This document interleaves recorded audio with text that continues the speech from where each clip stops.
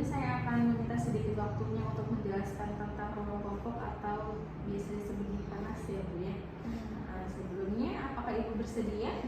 Bersedia. Sebenarnya saya akan mencuci tangan lebih dahulu ya Bu ya.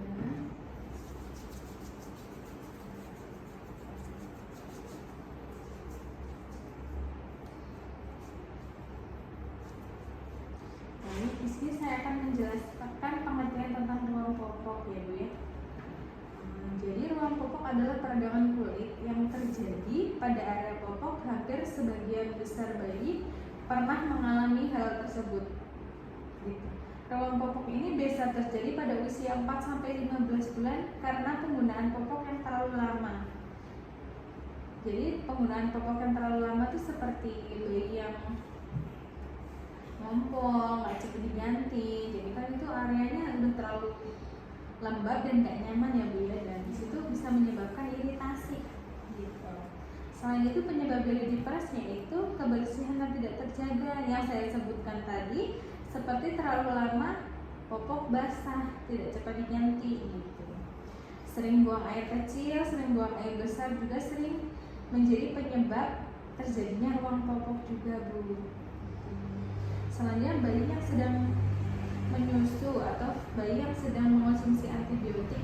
Bayi yang sedang menyusu itu bisa terjadinya ruang popok karena ibunya juga mengonsumsi antibiotik. Otomatis kan ibunya mengonsumsi antibiotik, bayinya menyusu pada ibunya. Gitu ya Bu ya.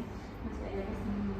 Selanjutnya untuk tanda-tanda terjadinya ruang popok, yaitu terdapat tanda kemerahan pada bagian yang terkena popok, biasanya di patah, di genitalia, hingga di selangkangan. Gitu ya Bu. Selanjutnya saya akan menjelaskan tentang penata laksanaan untuk ruang popok. Yang pertama, sering mengganti popok ketika basah.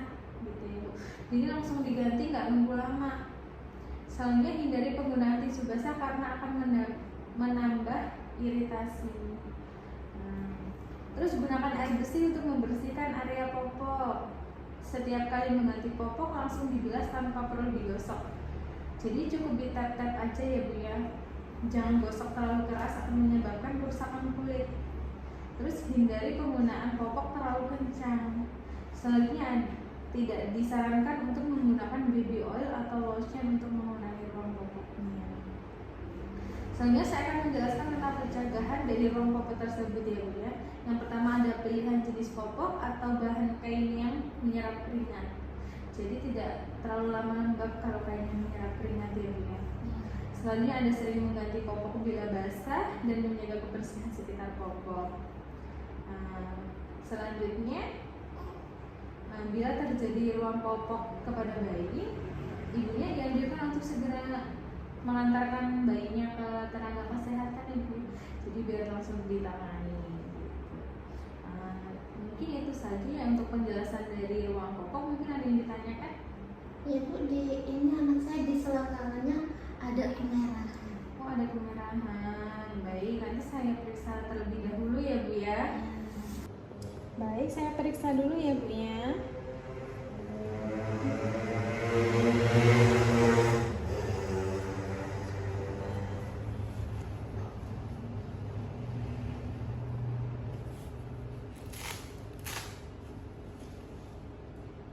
Oh iya, ini di bagian selangkangan ada kemerahan. Mungkin ini di rumah sering lama mengganti popoknya ya Bu ya. Iya. Jadi sehingganya dia iritasi untuk ininya kulitnya karena terlalu lama mengganti pampasnya gitu. Terus untuk penggunaan pampas mungkin agak dikurangin ya Bu ya, dipakainya setiap malam aja. Terus nanti kalau siang pakainya popok biasa. Jadi kan popok biasa itu relatif kayaknya lebih lembut Bu. Ya Bu. Kayaknya lebih lembut dan tidak disarankan untuk dibedain ya Bu ya, tidak usah dikasih apa-apa, dan cara membersihkannya juga tidak digosok seperti yang saya jelaskan tadi. Iya Bu. Baik. Baik Ibu, untuk cara menangani dari ruang popoknya, mungkin nanti sering diganti popok aja ya Bu ya. Jadi ketika basah diganti, terus hindari penggunaan tisu basah karena dapat menambah iritasi. Terus gunakan air bersih untuk membersihkan area popok setiap kali mengganti popoknya. Terus cara mengeringkan cukup ditap-tap aja, jadi nggak perlu yang digosok-gosok gitu ya Bu ya untuk mengeringkan ketika setelah dibilas.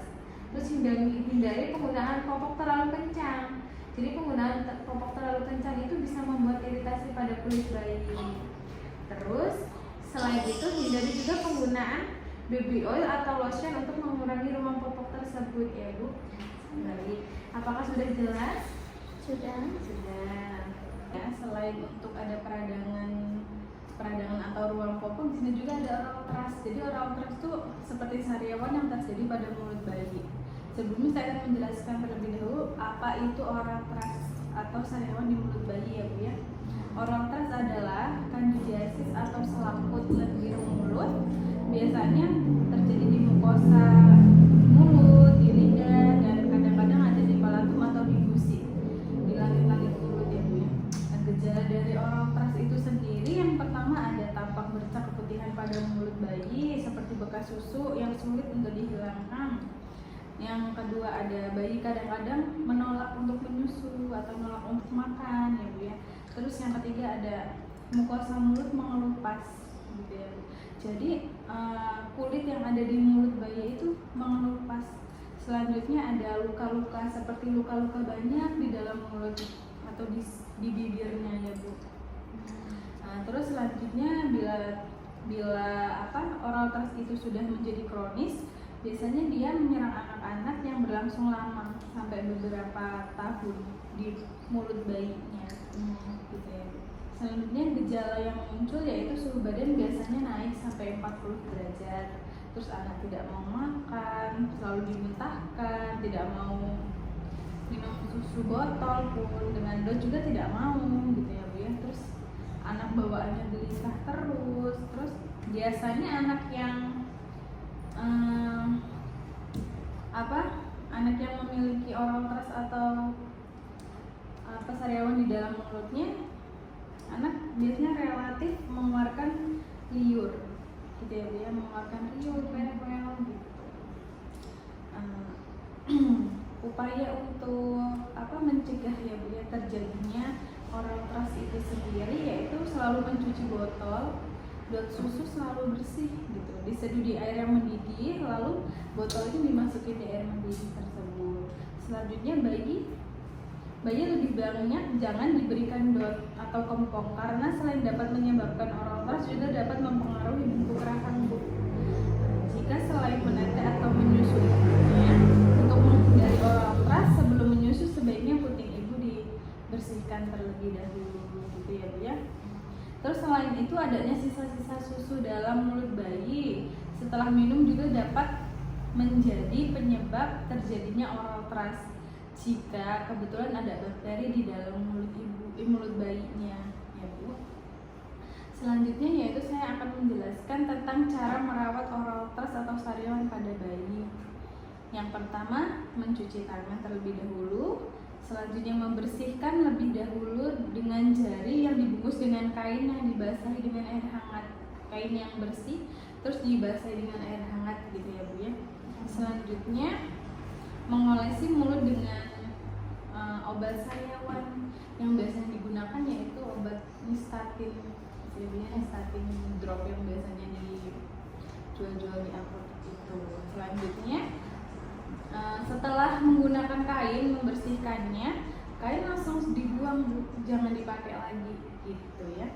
Selanjutnya bila sariawan atau oral thrush menambah parah sampai terlihat putih-putih, ibu harus segera mengkonsultasikan ke petugas kesehatan ya Bu ya. Untuk penjelasan saya saat ini tentang oral thrush atau sariawan mungkin ada yang ditanyakan Bu? Cukup. Baik, kalau cukup di sini saya sudahi. Jika saya ada salah kata, saya mohon maaf. Terima kasih ya Bu ya.